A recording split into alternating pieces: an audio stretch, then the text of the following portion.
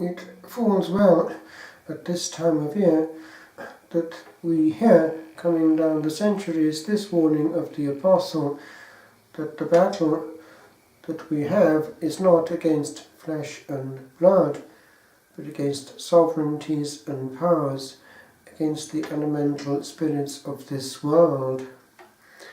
The Greek is somewhat mysterious. We have certainly this element of hand-to-hand combat, wrestling, luctatio, lucta, that's pale. And we have here this series of very strange words describing spirits, powers, dominations, all this in reverse, this negativity of hierarchy overturned, against which we have to do, and is in perfect battle order. We know that from Exorcism, that they are these elemental spirits, evil spirits, fallen angels, in complete negative harmony. They obey the powers coming from headquarters, that is base quarters underneath, Lucifer, and they do so with an effect and an order far greater than what we do in what should be our counterbalancing act here on earth. For we are now playing the game of the underworld in not obeying, and when we disobey, we are actually playing precisely that game the devil is trying to get us to play in his own interest. And one big act that he has succeeded in obtaining is that we should celebrate him without realizing it in these days. It is great that we should be advertising Satan officially, having a public holiday so as to enthrone Satan socially and make the ugly normal. Satan is part of our life, and we can be sure that he observes with glee how calmly and coolly he has won the battle, even amongst his own. Here we have these strange expressions. We have, for instance, the way in which the powers in control, cosmocrator, krator, that contains the power, and cosmos is the world, the clean thing, the mundus. So what is actually in control of much of what is going on earth is this infestation of elemental spirits, these evil fallen energies, angels, whatever you want to call them, that are being honoured at this time of year. Now, we need to hear what some of these fallen elemental spirits have had to say against their wish in recent times, for in doing so we are better prepared for this hand-to-hand combat, against which the weapons have to be correspondingly efficacious and invisible. Pray at all times, says St. Paul in this same passage, a passage which has been taken very seriously, especially in the Orient. We notice how on Mount Athos, when they are working and painting icons, their lips are always moving in an incessant repetition of the Jesus prayer, therefore invoking heaven in every breath while on earth. This priest was an exorcist and had spent much time in hand-to-hand combat. He, before dying, decided to collect what he had found as teachings in reverse from the underworld, things which were coming out as constants and giving a pattern. So his name was Father Pellegrino Maria Ernetti. His dates were 1925 to 1994. He was a monk in the Abbey of San Giorgio Maggiore of Venice. I believe it's in Ireland, where he received hundreds of people each week to undergo exorcism. So he's a Holy Benedictine form precisely in this Western version of Mount Athos, for an island is an ideal place to be separated and to listen to heaven. He was known for his biblical and theological studies. His knowledge of the various sciences was noted, and it constituted sound points of reference for the faithful, who came to him not only from all over Italy, but also from outside the country, because he was the most prepared exorcist of our time. So this holy priest gave an interview with a journalist whose name was Vincent Speziale, and he was willing that this should be known. Today, evil is spreading ever more throughout the world, and in the most varied and refined manifestations, he says. So he asks, who takes up the arms of the faith? One cannot pretend to plant the good seed and that it then can put down its roots and produce fruits if we have not first filled this soil, eliminating the thorns and the bramble of the devil. Now we have people coming to us, that was already a clear pattern emerging in Italy, who wanted a blessing, and they seem to get consolation from a powerful blessing.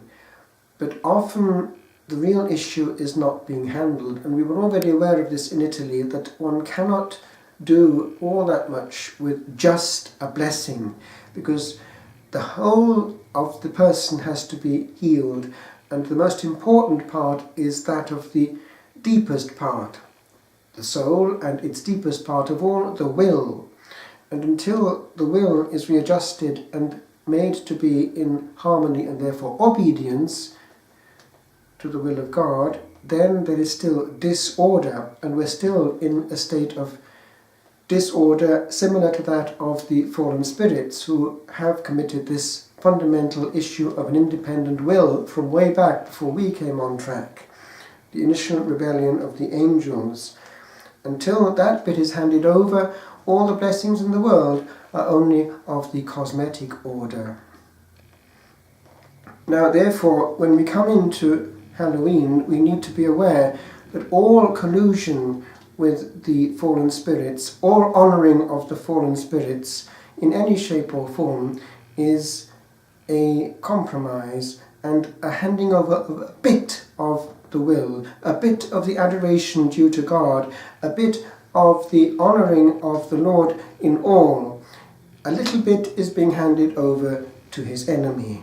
We're accepting him on board as part of our society, a part of our norm. He has time in our calendar and in our public sphere. His image may be there and honoured, whereas icons, statues, crucifixes will create a big rumpus if they are displayed in public. And time may not be given socially, for instance, to the big feast which follows, All Saints. No, Satan has a normal time, and God is outmoded.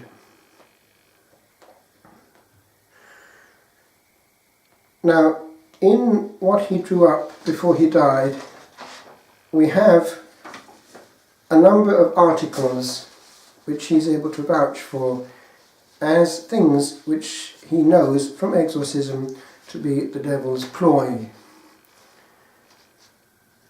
The host in the hand, and the devil is reported to have said, so that I can trample on your God, that God which I killed, and I can celebrate my masses with my priests, which I snatched from him. When a novice, we had some sons, daughters of Satanists who had come to the faith with us one time on a day of prayer, and they were witnessing to the fact that we had not realized that the true celebration demands this. They just calmly said, well, sure, you can't have a Mass without a priest. In other words, for a true Black Mass, there has to be a fallen priest, and the devil knows it full well. A true priest who has left. And when a priest leaves the priesthood, he does actually quite often find that secretly, discreetly, messages will come in his direction indicating, if you want to come this way, we have work for you. Not many actually go into that, but some do. And the work, of course, is to use their priesthood in reverse.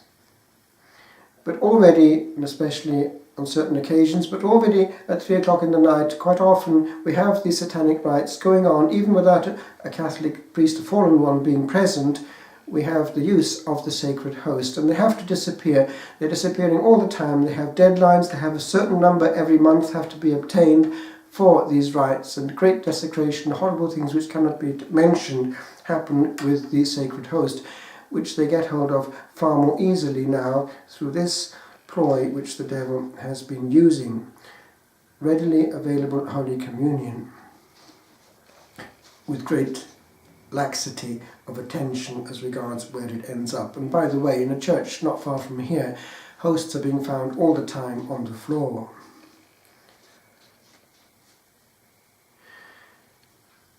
Priests dressed as street cleaners, camouflaged, and the devil is reported to have said, so that I lead them where I want, in the hotels and in private houses, in search of women and of homosexuals, and I make them commit many sacrileges, and I bring them to my kingdom. How many camouflaged priests are in my kingdom, and they will no longer escape from me. Here one hears cold laughter. The priests and the bishops enrolled in the Freemasonry and in my sects. Oh, how many there are that I carry away with money and with women. How many become my faithful friends with money and with women. I take as many as I want, I bring them to my kingdom. It has been noted that already things which were in print in the Masonic circles as early as 1925 with regard to what had to be done in the Catholic Church has been realized now to a degree unthinkable even when they were being written. So where does that come from? Who has been infiltrating some of our changes? The miniskirts, and the devil is reported to have said, with which I ensnare men and women, and I fill up my kingdom. What happiness, what joy. The television. The television. It is my device. I invented it. In order to destroy the single souls and the families, I separate them, I break them up with my subtle and penetrating programs.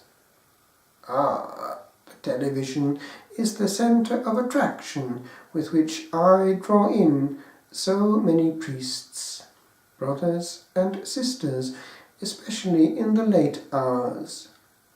And then I do not let them pray. In an instant I present myself in the whole world. They listen to me, and they all see me. My faithful servants help me greatly.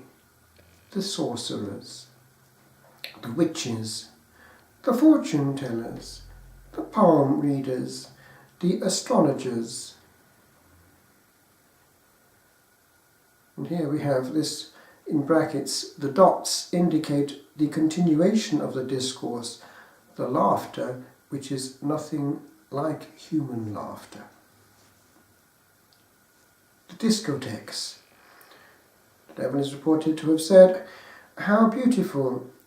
They are my golden palaces, where I attract the best hopes of the society, which I make mine, destroying their souls and their bodies.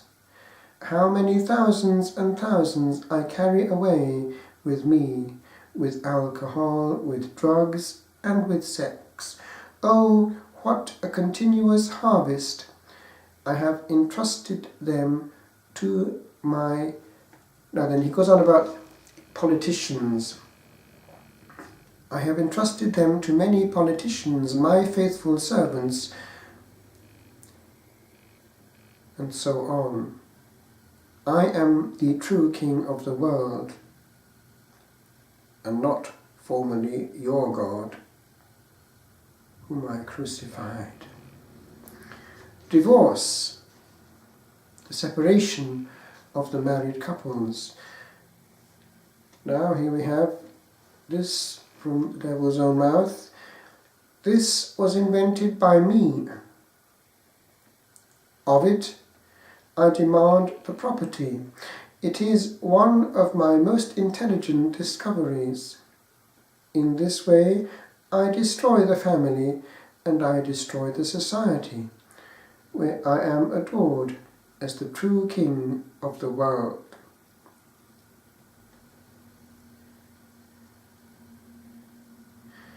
Then we have this vile expression which can only come from the lips of Satan. "Sex, sex, do not listen to that man nailed to the cross who does not give you anything. The true pleasure I give to you with free sex. My kingdom is above all the freedom of sexual pleasure with which I reign on the earth." Does that sound vaguely familiar?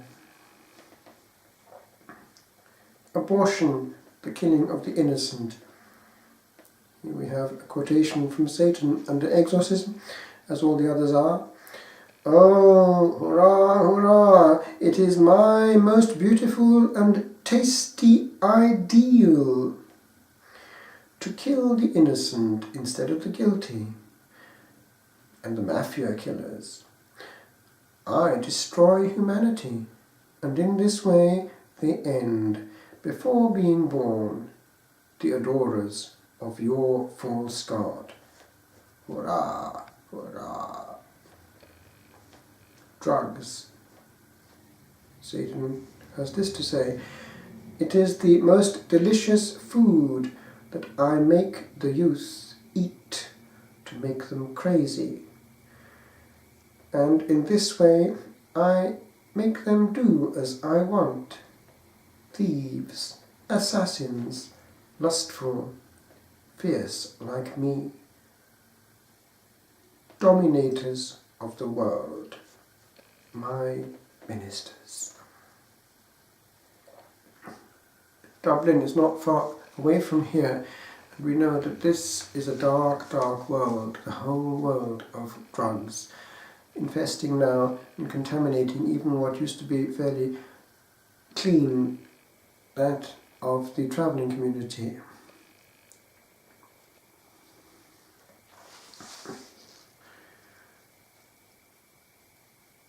But above all, I like and I am delighted by those bishops and those priests who deny my existence and my work in the world.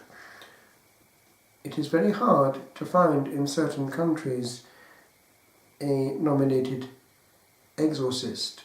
There are quite a few countries where it is practically impossible to find one. Unfortunately, Ireland itself is in difficulty on this point. And there are many. Oh, what joy for me, secure and tranquil work. Even theologians today do not believe in my existence. How beautiful! and in this way they even deny that God who came in order to destroy me. Instead, I won. I nailed him to the cross. Ha, ha, ha, ha, ha.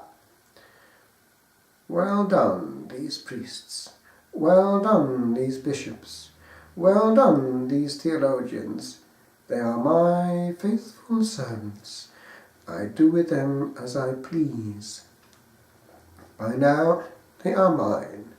I lead them where I wish, dressed as grave diggers, with the cigarette always in the mouth, perfumed like ladies' men, in search of easy women, with the car of the latest model, full of money.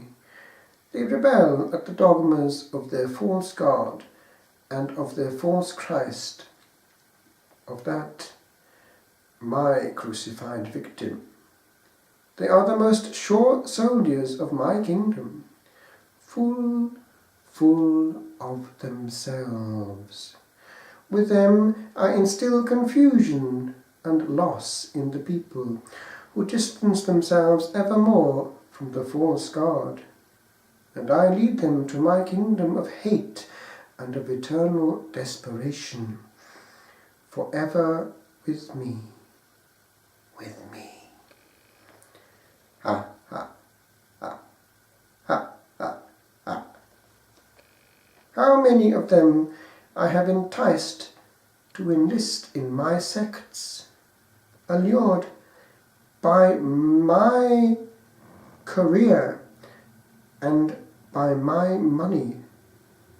I easily buy them because I have finally succeeded in making them no longer love their false God, nor that woman who pretends to have defeated me. He has a perfect hate of Our Blessed Lady and cannot name her. She has taken his place as the most glorious creature. And priests who are faithful to her are a bit safer, because she will not let them go far away from their centre. The politicians who declare themselves Christian, but they are not Christians, because they are mine and in my service. Presenting themselves as Christians, they deceive many people who follow them where I astutely lead them. They come with me to happily steal money from the people, money which costs sweat and tears of hard work, money ripped from the poor families with iniquitous taxes, imposed by these politicians who get fat, waste, spend and spread without limits. And yet I make them make declarations of rectitude, of goodness, of deference, of loyalty, and of Christian sincerity, to the point of causing even priests and bishops to fall with them.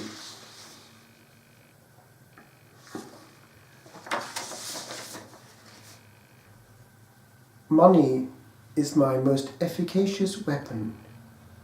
Priests and bishops close their eyes on these politicians, my servants and slaves.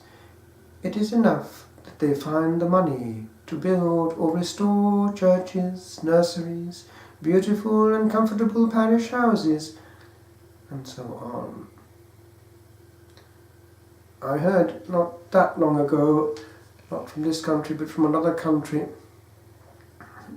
talking to actually a bishop, that a decision had been made to join up with the Anglicans with regards to the secondary school because of the economic advantages.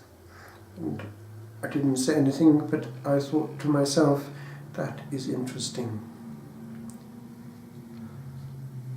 In practice, we know what happens once that takes place.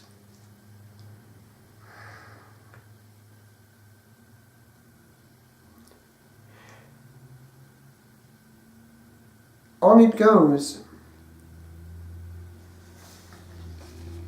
What comes through is that Satan is far cleverer than we are and uses what convinces us so as to get in and work right in the midst. A professor in Maynooth is known to have said some years ago, the dismantling of the church in such a short time is not attributable to merely human means. My friends, we have a hand-to-hand combat with the elemental spirits of the air, and in honouring them over this weekend, we are pleasing Satan no end and hurting greatly the heart of the crucified one, whom he mocks with this public display of his glory and honour and secret power.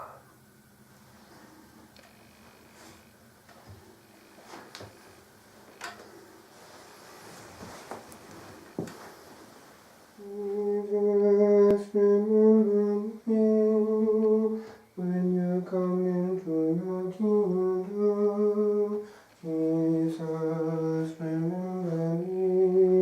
When you come into your kingdom, Jesus, remember me. When you come into your kingdom, Jesus, remember me. When you come into your kingdom, Jesus, remember me. When you come into your kingdom, Jesus, remember me. When you come into your kingdom.